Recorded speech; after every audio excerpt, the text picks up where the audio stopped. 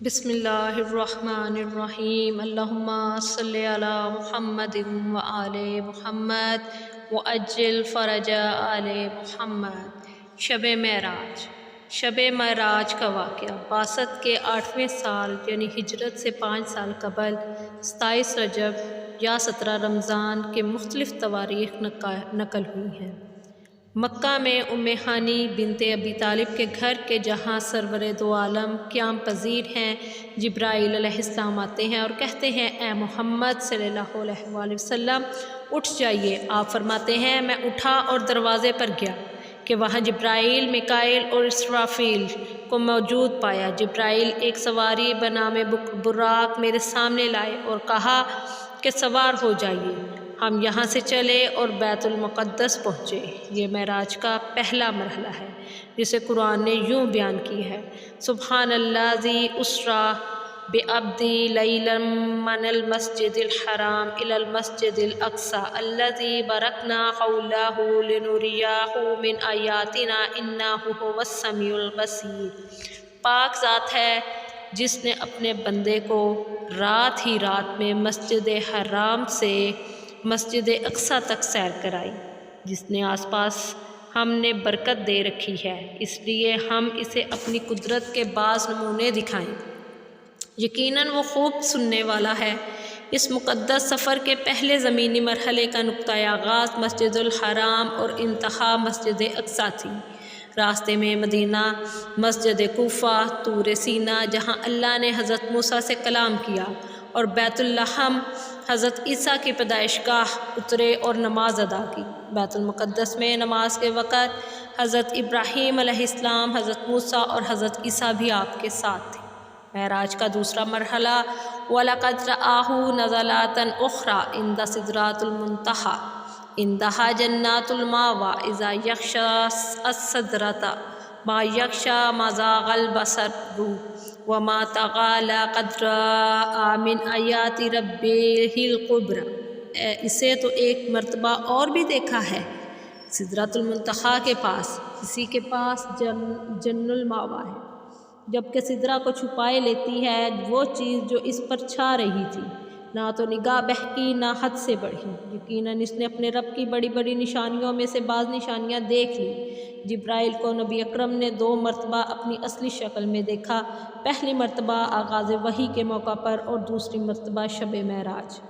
سدرۃ المنتہا کے پاس سفر کا یہ مرحلہ جو قبۃ الصخرات سے پہلے آسمان کی طرف جہاں ابو البشر حضرت آدم علیہ السلام سے ملاقات ہوئی سے شروع ہوا، اور 7ویں آسمان پر سدرۃ المنتہا اور جنت المأویٰ خلد بری کے بعد تک جا کے اختتام پذیر ہوا، اور ہر آسمان پر انبیاء، فرشتوں اور دیگر ساکنان عرش سے ملاقات ہوئی جنہوں نے اپنے آپ کو مبارکباد دی اور آپ کے احوال دریافت کیے۔ بعض آسمانوں پر دوزخ اور دوزخیوں کے حالات سے آگاہی حاصل کی، اور بعض آسمانوں پر جنت اور جنتیوں کی کیفیت کا مشاہدہ ہوا، اور یوں خدا کے مراکز رحمت عذاب کا سدرۃ المنتہا تک پہنچنے کے جہاں کہ اس کے سفر کے ساتھ جبرائیل آپ کے ساتھ دینے سے عاجز تھے اور یہاں سے آپ کو اکیلے آگے بڑھنا تھا۔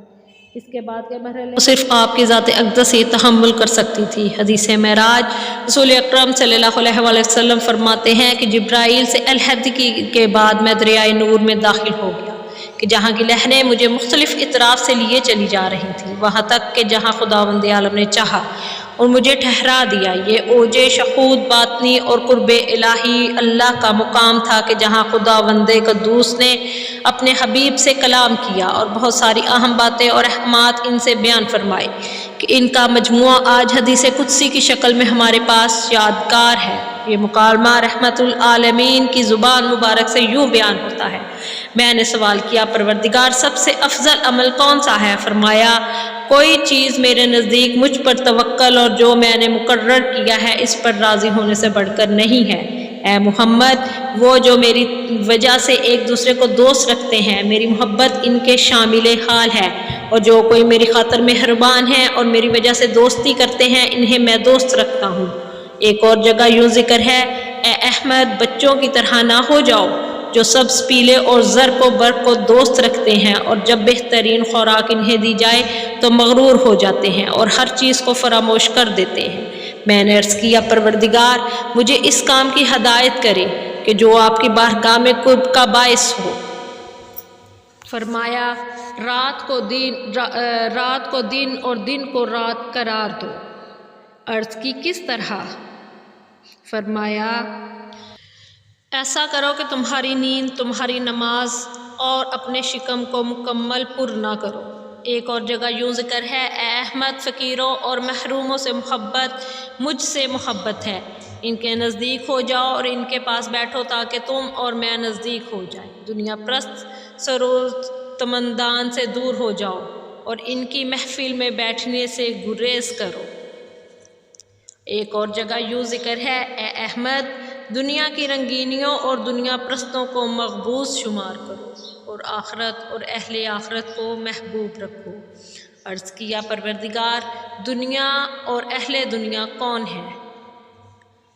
فرمایا اللہ تعالیٰ نے فرمایا اہل دنیا وہ ہیں جو زیادہ کھاتے ہیں، زیادہ ہنستے ہیں، زیادہ غصہ کرتے ہیں اور کم خوش ہوتے ہیں، نہ ہی برائیوں کی وجہ سے کسی سے معذرت خواہی کرتے ہیں اور نہ ہی کسی کے کہنے پر اظہار معذرت کرتے ہیں، اطاعت خدا کے معاملے میں سست اور گناہوں کے معاملے میں دلیر ہیں، لمبی دور کی آرزوئیں رکھتے ہیں، حالانکہ ان کی موت نزدیک آ چکی ہے لیکن کبھی اپنا محاسبہ نہ کریں گے، لوگ ان سے کم فائدہ اٹھا پاتے ہیں، زیادہ بولنے والے احساس مسئولیت سے عاری اور خورد نوش کے رسیا۔ اہل دنیا نہ نعمت کے وقت خدا کا شکر کرتے ہیں اور نہ مصائب پر صابر ہوتے ہیں، بہت زیادہ عنایت بھی ان کی نظر میں کم ہوتی ہیں، اپنی تعریف کرتے ہیں اور اس چیز کا مطالبہ کرتے ہیں جو ان کا حق نہیں، ہمیشہ اپنی خواہشات کے بارے میں بات کرتے ہیں، لوگوں کے عیوب کی نشاندہی کرتے ہیں، ان کی نیکیوں کو چھپاتے ہیں۔ عرض کیا پروردگار آیا دنیا پرست اس کے علاوہ بھی عیب رکھتے ہیں؟ فرمایا اے احمد ان کا عیب یہ ہے کہ جہالت و حماقت ان میں فراواں ہے، جس استاد سے علم سیکھتے ہیں اس کے سامنے متواضع نہیں ہوتے، خود کو عقل مند سمجھتے ہیں لیکن آگاہ لوگوں کے نزدیک نادان اور بیوقوف ہیں۔ پس پروردگار نے جنتیوں کے اوصاف کو بیان کرتے ہوئے بات کو آگے بڑھایا، وہ آدم باحیا ہیں، ان کی جہالت کم ہے اور ان کا فائدہ زیادہ، لوگ ان کی وجہ سے راحت پاتے ہیں اور وہ خود اپنے آپ کو مشقت میں ڈالتے ہیں، ان کی گفتگو سنجیدہ ہے، مسلسل اپنے امان کے نگران ہیں اور اسی وجہ سے اپنے آپ کو زحمت میں ڈالے ہوئے ہیں، ان کی آنکھیں نیند میں چلی جاتی ہیں لیکن ان کے دل بیدار ہیں، ان کی آنکھیں نم ہوتی ہیں اور ان کے دل ہمیشہ یاد خدا میں مشغول رہتے ہیں، آغاز نعمت پر حمد بجا لاتے ہیں اور آخر میں شکر کرتے ہیں، ان کی دعا خدا کی بارگاہ میں مستجاب اور حاجات سنی جاتی ہیں اور فرشتے ان کے وجود سے خوش ہیں، لوگ ان کے نزدیک مردہ اور خدا ان کے نزدیک حی قیوم اور کریم ہے، لوگ اپنی زندگی میں ایک بار مرتے، البتہ یہ جہاد بالنفس اور خواہشات کی مخالفت کی وجہ سے روزانہ 70 مرتبہ مرتے ہیں، جب عبادت کے لیے میرے سامنے کھڑے ہوتے ہیں تو ایسے ہیں جیسے بنیان مرصوص اور فولادی دیوار، ان کے دلوں میں مخلوقات کا خیال نہیں ہے، مجھے اپنی عزت و جلالت کی قسم انہیں پاکیزہ زندگی عطا کرتا ہوں اور آخری عمر پر خود ان کی قبض روح کرتا ہوں اور آسمان کے دروازوں کو ان کے پرواز روح کے لیے کھولتا ہوں، ان کے سامنے سے تمام حجابات ہٹا لیتا ہوں اور حکم خدا دیتا ہوں کہ ان کی بہشت ان کے لیے لائی جائے۔ اے احمد عبادت 10 حصے ہے، اس میں سے 9 حصے طلب حلال ہے، جب آپ کی خوراک حلال ہو تو میری پناہ میں ہے۔ ایک اور جگہ یوں ذکر ہے اے احمد کیا آپ جانتے ہیں کہ کون سی زندگی خوشگوار تر اور پائیدار تر ہے؟ عرض کیا خداوندہ نہیں۔ فرمایا خوشگوار زندگی اس کی ہے جو ایک لمحے کے لیے بھی میری یاد سے غافل نہ ہو، میری نعمت کو نہ بھلائے، میرے حق سے بے خبر نہ ہو اور صبح و شام میری رضا کا طالب ہو، جبکہ باقی زندگی یہ ہو کہ اپنی نجات کے لیے عمل کرے، دنیا اس کی نظروں میں چھوٹی ہو اور آخرت بڑی، میری رضا کو اپنی رضا پر مقدم جانے، مسلسل میری خوشنودی کا طالب ہو، میرے حق کو بڑا سمجھے، میری معرفت کی طرف اپنی توجہ مبذول رکھے، ہر گناہ اپنی معصیت کے مقابل میری یاد کا سہارا لے اور اپنے قلب کو اس چیز سے جو مجھے ناپسند ہے پاک کرے، شیطان اور اس کے وسوسوں کو مغبوس جانے اور ابلیس کو اپنے دل پر مسلط نہ ہونے دے اور اسے راستہ نہ دے۔ جب ایسا کرے گا تو میں اس کے دل میں خاص محبت ڈالوں گا، کیونکہ اس کا پورا دل میرے اختیار میں ہوگا، اور فراغت مشغولیت، دکھ، تکلیف، تعلق، گفتگو ان عطایا میں سے ہے جو میں اہل محبت کو عطا کرتا ہوں۔ اس کے دل کی آنکھوں اور کانوں کھولتا ہوں تاکہ دل کے کانوں سے غیب کی حقیقتوں کو سنے اور اپنے دل سے میری عظمت و جلال کو دیکھے۔ اے احمد، اگر بندہ تمام اہل آسمان و زمین کے برابر نماز بجا لائے اور تمام اہل آسمان زمین کے برابر روزے رکھے، فرشتوں کی طرح غذا نہ کھائے اور جسم پر لباس نہ پہنے، لیکن اس کے دل میں ذرہ بھی دنیا پرستی، جاہ طلبی یا دنیا کی رنگینیوں سے محبت ہو، میری اخروی سرائے میں، میرے جوار میں نہیں ہوگا، اور میں اپنی محبت اس کے دل میں اچک لیتا ہوں۔ میرا سلام اور میری رحمت ہو تم پر۔ اس مکالمے کی ایک خاص بات یہ ہے کہ اس میں حضرت رسول خدا کو ان کے آسمانی نام سے پکارا گیا۔ واضح ہو کہ رسول اکرم صلی اللہ علیہ وآلہ وسلم کا آسمانی نام احمد اور زمینی نام محمد ہے۔ ہتف معراج۔ امام جعفر صادق علیہ السلام ارشاد فرماتے ہیں، خدا ہرگز کسی جگہ میں نہیں سما سکتا اور نہ ہی زمانہ اس پر اثر پذیر ہوتا ہے، البتہ اس نے چاہا کہ اپنے رسول کی ملائکہ اور ساکنان عرش کے درمیان تشریف آوری سے عزت افزائی کرے اور انہیں اپنی عظمت کے عجائبات دکھائے تاکہ وہ واپسی پر لوگوں کو مطلع کر سکے۔ معراج جسمانی تھا یا روحانی؟ مسلمانوں میں یہ مسئلہ اختلافی رہا ہے کہ معراج جسمانی تھا یا روحانی۔ معراج کو اگر روحانی مان لیا جائے تو یہ کوئی خاص فضیلت نہیں ٹھہرتی۔ دوسرے قرآن میں لفظ عبد آیا ہے جو جسم اور روح دونوں کے ملاپ پر صادق آتا ہے۔ تیسرے، اگر معراج روحانی ہوتا تو کفار کے انکار کی کوئی وجہ نہ تھی۔ کفار قریش انکار کر ہی اسی وجہ سے رہے تھے کہ کیسے ممکن ہے کہ ایک رات میں ایک شخص جسمانی طور پر بیت المقدس اور پھر وہاں سے آسمانوں پر جا کے واپس بھی آ جائے۔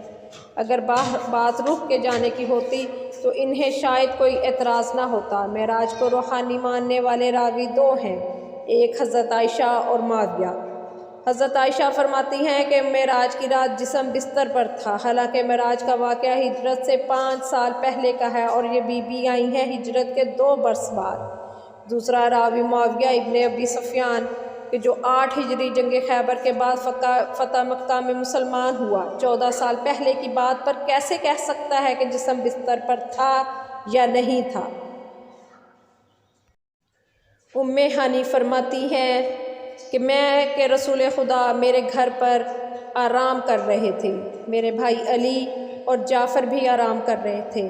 عشاء کی نماز تعقیبات میں مصروف ہوئی تو بستر محمد پر محمد کو نہ پایا۔ اس وقت ان کا جسم مبارک نہ تھا۔ میں نے گھبرا کے اپنے بھائیوں کو اٹھایا اور میرے بھائی دوڑے ہوئے ابو طالب علیہ السلام کے پاس گئے۔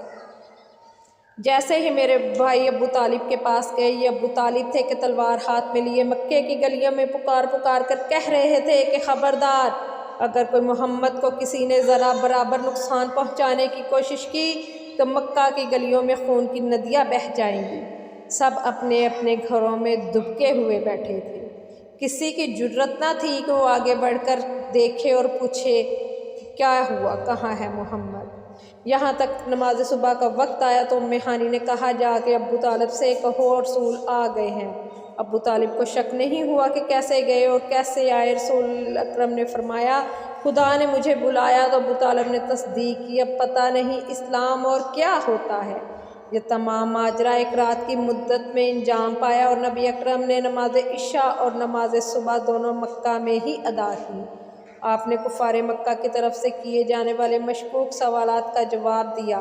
مثال کے طور پر انہوں نے حضرت سے شہر بیت المقدس کی خصوصیات کے بارے میں سوال کیا اور اس کے علاوہ اس راہ پر روانہ قریش کے ایک تجارتی قافلے کے بارے میں پوچھا کہ جس سے آن حضرت کی ملاقات مسجد اقصیٰ سے مسجد الحرام کی طرف واپسی کے سفر میں ہوئی تھی، تو آن حضرت نے اس سوالات کے مناسب جواب دیے۔ اللہم صلی علی محمد و آل محمد وعجل فرج آل محمد۔